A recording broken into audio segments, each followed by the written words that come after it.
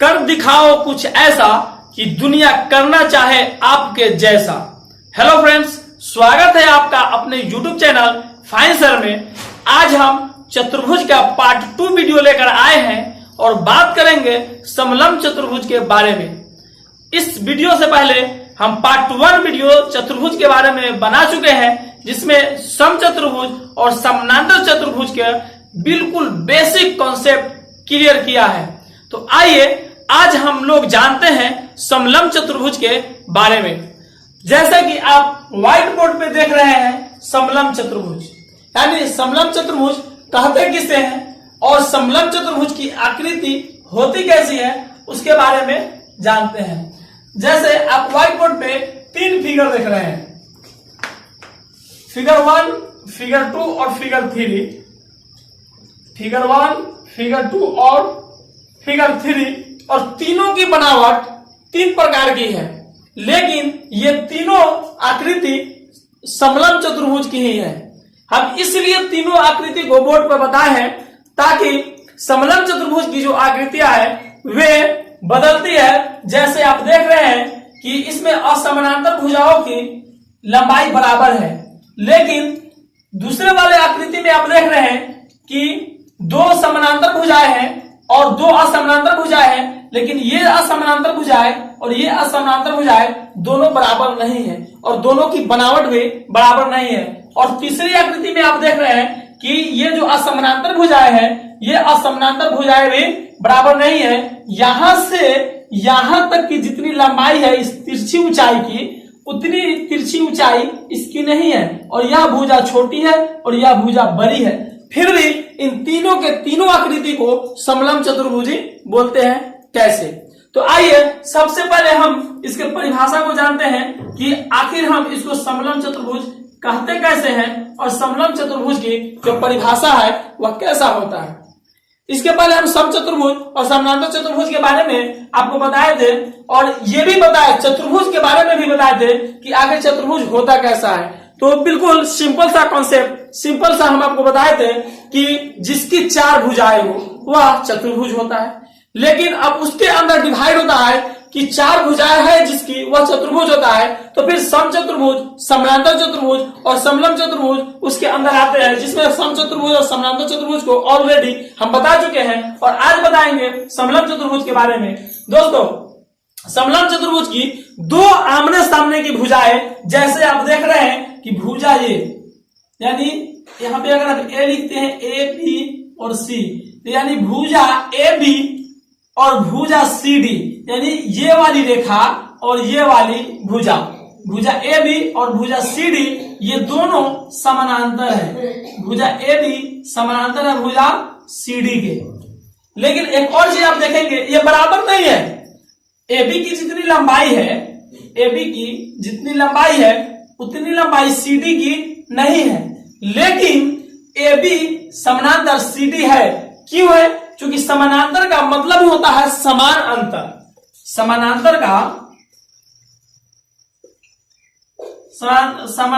का मतलब होता है समान अंतर। समान अंतर मतलब क्या है कि या बी से अगर आप यहाँ पे एक लंब डालते हैं, इस सीधी वाली रेखा पे एक लंब डालते हैं जिसको आप पी मान लेते हैं, तो इस पी से लेकर बी तक की जितनी लंबाई है, इस रेखा की जितनी लंबाई है उतनी ही लंबाई यहाँ पे इस कोने से सीडी पे आप लंब डालते हैं, तो लंब डालने के बाद यहाँ 90 डिग्री कोण बनता है, और यहाँ पे आप P1 मान लीजिए, तो BP की जितनी लंबाई है उतना ही A से लेके P1 की लंबाई है। और आप इस रेखा को आगे की तरफ बढ़ाएंगे, इस रेखा को आगे की तरफ बढ़ाएंगे, इस भुजा को आगे की तरफ बढ़ाएंगे, इस भुजा को आगे की तरफ बढ़ाएंगे, और इसको भी इधर बढ़ाइए, इधर बढ़ाइए। इसको बढ़ाते हुए आप चाहे जहां तक लेके चले जाइए, पटना, हाजीपुर, सीवान, कहीं भी, ये भुजा आपस में कभी नहीं मिलेगी। यानी दुनिया के अंतिम छोर तक लेके चले जाइए, अनंत तक। कहने का मतलब है कि इस भुजा को बढ़ा करके आप अनंत तक लेके चले जाते हैं, और इस भुजा को बढ़ाकर अनंत तक लेके चले जाते हैं, फिर भी ये भुजाएं आपस में कभी नहीं मिलेगी। इधर भी आप बढ़ाते हैं तो ये भुजाएं आपस में कभी नहीं मिलेगी। आपस में क्यों नहीं मिलेगी? चूंकि इसकी जो अंतर है, इसकी जो दूरियां वह समान है, इसीलिए ए बी समानांतर सी डी कहा गया। इस कॉन्सेप्ट को आप समझ गए होंगे। और वही दूसरी तरफ अगर हम देखते हैं, जैसे अगर दूसरी भुजा को, दूसरी आमने सामने की भुजा को हम बढ़ाते हैं, जैसे भुजा ए सी और भुजा बी डी को अगर हम इसी दिशा में आगे की तरफ बढ़ाते हैं, जैसे हमने बढ़ाया, और इस भुजा को आगे की तरफ ऐसे बढ़ाएंगे, तो आप देख रहे हैं कि या AC को हमने आगे की तरफ बढ़ाया और DB को आगे की तरफ बढ़ाया, तो यहाँ पे जाकर कट जा रहा है, ये दोनों आपस में मिल रहा है। और इसको अगर आगे की तरफ बढ़ाएंगे तो ये कभी नहीं मिलेगा, लेकिन इसकी दूरियां जितनी भी, इस रेखा को, इस भुजा को जितना हम आगे बढ़ाएंगे, जितनी बढ़ाएंगे उतना ही इसकी दूरियां आपस में बढ़ती जाएगी। और ऊपर की तरफ बढ़ाएंगे तो एक समय ऐसा आएगा कि ये दोनों आपस में कट गया, जो आप देख रहे हैं।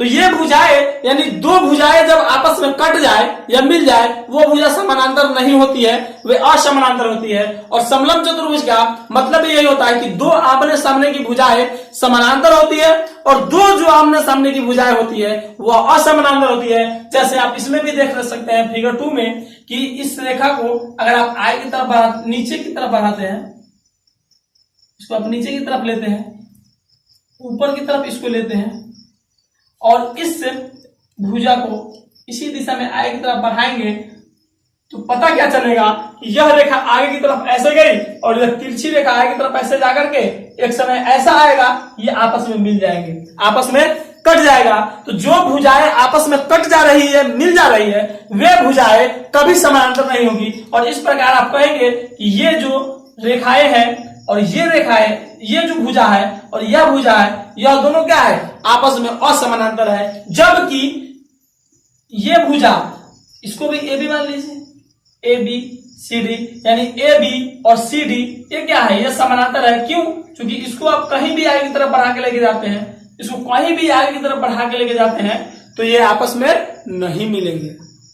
लेकिन अब देख रहे हैं कि इसकी बनावट अलग है। और तीसरी आकृति में आकर के देखिए कि ये पी क्यू आर एस, आप देख रहे हैं कि पी क्यू और आर एस भुजाएं छोटी बड़ी है, लेकिन इस पी क्यू समानांतर आर एस है, पी क्यू समानांतर आर एस है।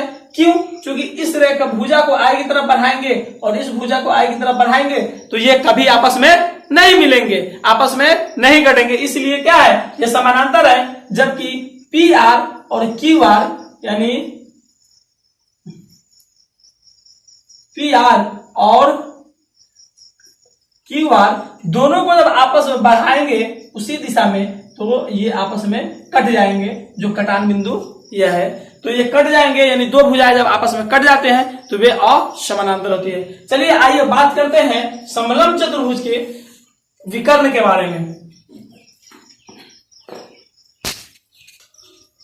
तो आइए दोस्तों बात करते हैं समलंब चतुर्भुज के विकर्ण के बारे में कि समलंब चतुर्भुज के जो विकर्ण होते हैं वे आपस में क्या होते हैं, वे बराबर होते हैं या बराबर नहीं होते हैं। जैसा कि आप आकृति फर्स्ट में देख रहे हैं और आकृति 2 और आकृति 3, आकृति फर्स्ट में देख रहे हैं कि विकर्ण AC और विकर्ण BD, यानी विकर्ण AC और विकर्ण BD ये बड़ा दिखने में आपको बराबर लग रहा है और बराबर है भी, क्योंकि हमने जो आकृति बनाया है वे मार्कर से बनाया है और इसका कोई पैमाना नहीं है। यहाँ पे AB समानांतर CD है और यह जो असमानांतर भुजाओं की लंबाइयां है वह क्या है, बराबर है। अगर हम मानते हैं कि असमानांतर भुजाओं यानी AD बराबर BC है, असमानांतर भुजाओं की लंबाइयां बराबर है, ये दोनों AD बराबर BC है और AB समानांतर CD है, तो ऐसी स्थिति में समलंब चतुर्भुज के जो विकर्ण होते हैं वे बराबर होते हैं। इसलिए हम कहेंगे विकर्ण AC, क्योंकि विकर्ण AC यानी AC बराबर DB, AC बराबर DB ऐसी स्थिति में कहेंगे। लेकिन जब हम दूसरी आकृति में चलते हैं, दूसरी आकृति की बात करते हैं, तो इसमें आप देख रहे हैं कि दो समानांतर भुजाएं AB यानी AB समानांतर CD है, समानांतर भुजाएं AB और समानांतर भुजाएं CD है, लेकिन इसमें विकर्णों की लंबाइयां बराबर नहीं है। क्यों? क्योंकि जो असमानांतर भुजाएं हैं, असमानांतर भुजाएं हैं, उस असमानांतर भुजाओं की लंबाइयां बराबर नहीं है। क्यों? जैसे AC बराबर नहीं है, AC बराबर नहीं है किसके? BD के, यानी AC बराबर नहीं है किसके? BD के। तो जब असमानांतर भुजाओं की लंबाइयां बराबर नहीं है तो ऐसी स्थिति में विकर्ण जो होंगे यानी AD, एक कोने से दूसरे कोने को मिलाने वाली जो रेखा है जिसको हम विकर्ण बोलते हैं, यानी AD बराबर नहीं होंगे CB के, यानी इसके जो विकर्ण है, विकर्ण आपस में बराबर नहीं होंगे। आइए तीसरी आकृति की बात करते हैं, और तीसरी आकृति में भी आप देख रहे हैं कि AB समानांतर BC है। चूंकि समलंब चतुर्भुज की दो आमने सामने की भुजाएं समानांतर होती है और दो भुजाएं असमानांतर होती है, तो AB समानांतर DC है, AB समानांतर DC है, और AD यानी जो असमानांतर भुजाएं है AD बराबर नहीं है BC के। क्या है? AD बराबर नहीं है BC के। तो ऐसी स्थिति में क्या होंगे? जो एक कोने से दूसरे कोने को मिलाने वाली रेखा है जिसको हम विकर्ण बोलते हैं, उस विकर्ण की लंबाइयां घट बढ़ सकती है, और ऐसी स्थिति में AC बराबर नहीं होंगे DB के, यानी एक विकर्ण दूसरे विकर्ण के बराबर नहीं होंगे। उम्मीद करते हैं कि यह कॉन्सेप्ट आपको समझ में आ गया होगा कि समलंब चतुर्भुज में विकर्ण कब बराबर होते हैं और विकर्ण कब बराबर नहीं होते हैं। ये कॉन्सेप्ट आपका क्लियर हो गया होगा। आइए बात करते हैं समलंब चतुर्भुज के माध्यिका के बारे में और समलंब चतुर्भुज के हाइट के बारे में। आप इस फिगर में देख करके कहते होंगे कि BC या AD जो असमानांतर भुजाएं हैं, यह इसकी ऊंचाई है, हाइट है, लेकिन नहीं, यह जो BC है, AD है, यह इसकी हाइट नहीं है, इसकी ऊंचाई नहीं है। क्यों?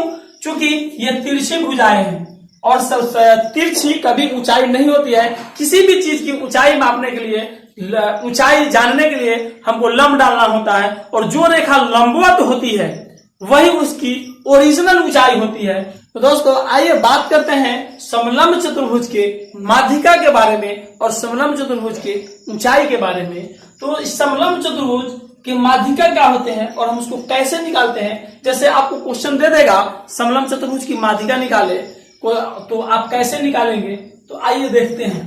देखिए, आप देख रहे हैं कि इस समलंब चतुर्भुज में AC और BD असमानांतर भुजाएं हैं, और इस असमानांतर भुजाओं की जो बीच की पॉइंट है और इस बीच के पॉइंट है, इन दोनों बिंदुओं को मिलाने वाली जो रेखा होती है वही इसकी माध्यिका होती है। जैसे अगर AC की लंबाई और 8 सेंटीमीटर है, AC की लंबाई 8 सेंटीमीटर है और इस BD की लंबाई भी 8 सेंटीमीटर है, तो A से लेकर C तक 8 है, तो A से लेके यहाँ पे P मानते हैं और यहाँ पे R मानते हैं, तो PR की लंबाई 4 और यहाँ से यहाँ 4, ये भी 4 है और ये भी 4 हो जाएंगे। और इस 4 वाले बिंदु को, ये जो बीच वाले बिंदु है, इसी बिंदु को जो मिलाने वाली रेखा है, उसी रेखा को हम समलंब चतुर्भुज की माध्यिका कहते हैं। इसको निकालेंगे कैसे? आइए क्वेश्चन में आपसे किसी भी समलंब चतुर्भुज की माध्यिका के बारे में पूछेगा तो ऑलरेडी उसमें दो जो समानांतर भुजाएं हैं, इस समानांतर भुजाओं की लंबाई दिया हुआ रहेगा। जैसे मान लेते हैं कि AB की लंबाई 5 है और CD की लंबाई अगर 20 है, यहां से यहां तक 20 हम मान लेते हैं, यानी AB की लंबाई 5 सेंटीमीटर और CD की लंबाई 20 सेंटीमीटर। लिखते हैं AB बराबर 5 सेंटीमीटर और CD बराबर 20 सेंटीमीटर है। तब ऐसी स्थिति में बोलेगा कि इस समलंब चतुर्भुज की आप माध्यिका निकाले, तो इसका सिंपल सा फॉर्मूला है कि दोनों समानांतर भुजाओं के यानी AB और CD को जोड़ करके 2 से भाग दे देते हैं, तो उस चतुर्भुज की माध्यिका निकल के बाहर आ जाते हैं। जैसे आप देखिए कि AB की लंबाई 5 है और CD की लंबाई 20 है, तो हम क्या करेंगे? AB और प्लस CD कर देंगे, यानी AB और CD दोनों को जोड़ करके और बट्टा 2 से भाग दे देंगे। तो आइए देखते हैं, AB की लंबाई कितना है? 5 है, तो 5 और प्लस 20 है, तो 20 बट्टा 2 बराबर कितना हो जाएगा? 20 और 5 25 बट्टा 2 क्रॉस करेंगे तो 12.5 आएगा। और यही आपकी माध्यिका की लंबाई यानी P से लेके जो R है इसकी लंबाई आपका 12.5 आ जाएगा। यह इसके आपकी माध्यिका की लंबाई हुआ। आइए इसके हाइट के बारे में जानते हैं कि समलंब चतुर्भुज की जो हाइट होते हैं वे कैसे होते हैं और कैसे निकाले जाते हैं। आइए समलंब चतुर्भुज के ऊंचाई के बारे में जानते हैं। क्योंकि BD जो है यह समलंब चतुर्भुज की तिरछी ऊंचाई है, लेकिन ऊंचाई वे होती है ओरिजिनल जो सीधी लंबवत खड़ी होती है।